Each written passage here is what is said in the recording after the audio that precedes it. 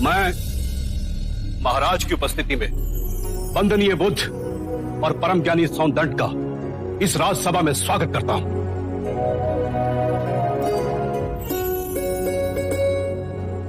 आचार्य सौंदंड की जय! आचार्य सौंदंड की जय! सौंदंड की जय!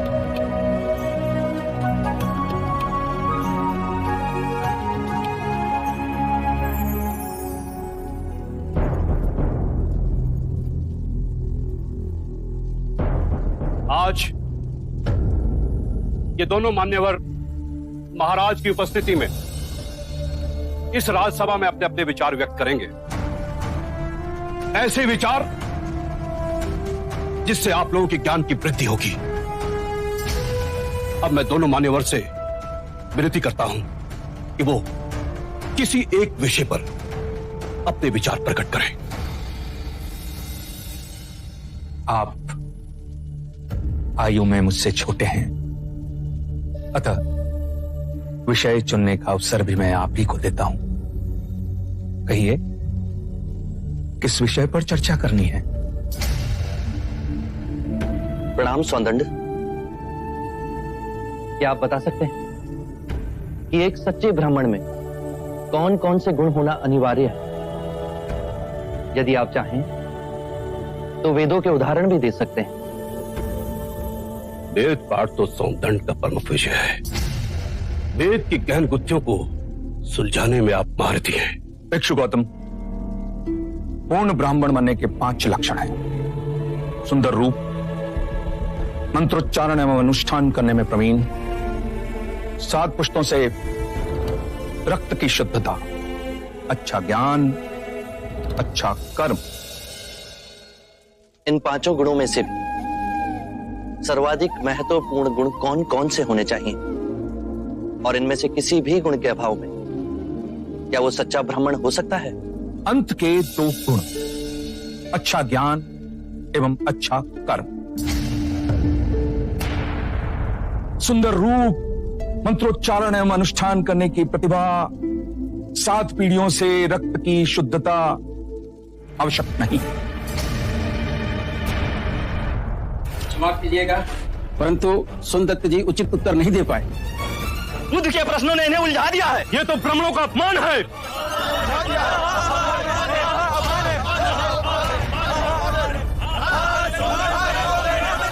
आदरणीय सभागण, यदि आप सौंदर्य में आस्था रखते हैं तो कृपया कर शांत हो जाइए, उन्हें अपनी बात कहने दें।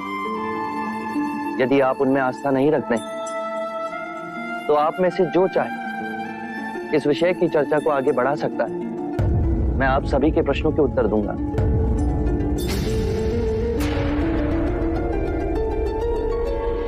मित्रों, हम सबके बीच में मेरा चचेरा भाई अंगक बैठा हुआ है। अंगक रूपवान है, उसका आचरण कुलीन और उत्कृष्ट है। उसके बाह्य सौंदर्य की बराबरी केवल भिक्षु गौतम के साथ ही की जा सकती है।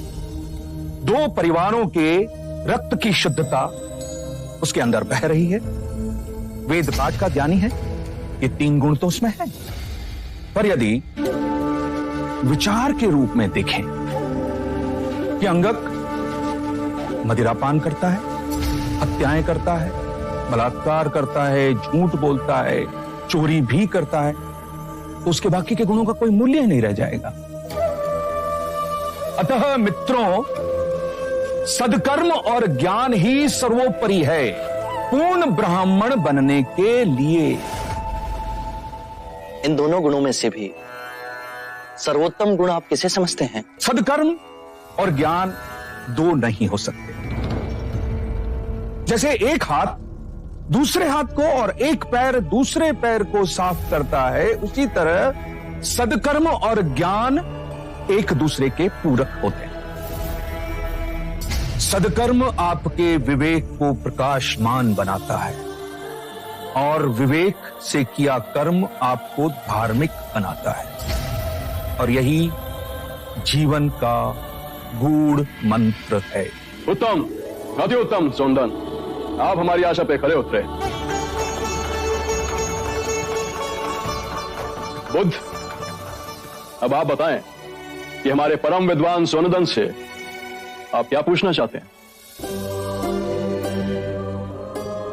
सत्य कहा सोनदंडे आपने। सत्कर्म और ज्ञान जीवन के सबसे मूल्यवान गुण हैं। क्या आप बताएंगे कि सत्कर्म और ज्ञान को उच्चतम कोटि तक कैसे विकसित किया जाए?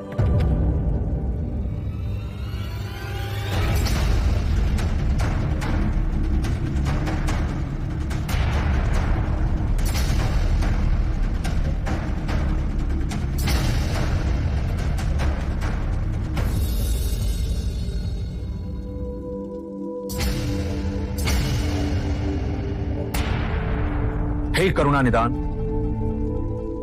इस विषय में आप ही हमारा मार्ग निर्देश करें। हम तो केवल सिद्धांत जानते हैं, किंतु आप बुद्ध बन परम सत्य को प्राप्त हुए हैं। हे परम पुरुष, आप ही बताएं, सद्कर्म और ज्ञान की उच्चतम कोटि तक कैसे पहुंचा जा सकता है? आत्म मुक्ति के 3 चरण हैं: शीलाचार, ध्यान और ज्ञान। यदि हम शीलों का आचरण करते हैं तो ध्यान साधना में वृद्धि होती है और ध्यान साधना से ज्ञान का उदय होता है, जिससे शीलों का गहन आचरण करना संभव होता है। इसके द्वारा काम, क्रोध, मोह, माया, तृष्णा से दूर हो आत्म मुक्ति, शांति और आनंद को प्राप्त कर सकते हैं।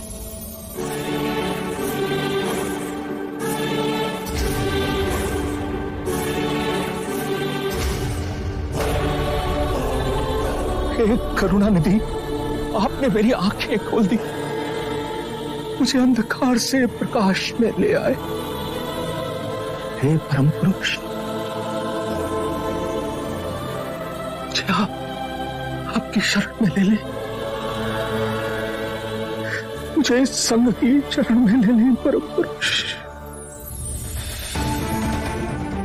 शाक्य मुनि बुद्ध की, शाक्य मुनि बुद्ध की, शाक्य मुनि बुद्ध की, शाक्य मुनि बुद्ध की।